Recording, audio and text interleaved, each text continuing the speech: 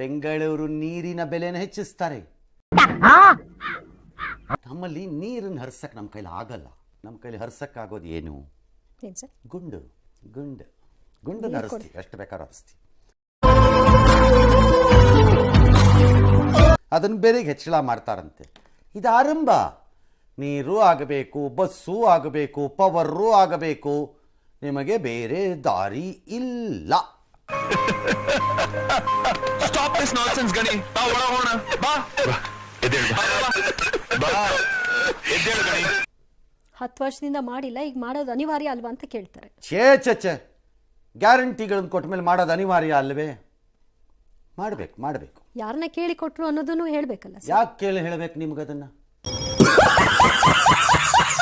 ಅಲ್ಲ ಜನರಿಗೆ ನೀವು ಜನರ ಮೂಲಕ ತೆಗೆದು ಅವ್ರಿಗೆ ಕೊಡೋದಾದ್ರೆ ಅದನ್ನ ಕೇಳಲೇಬೇಕಲ್ಲ ಸರ್. ತಗೋಬೇಡಿ. No comments.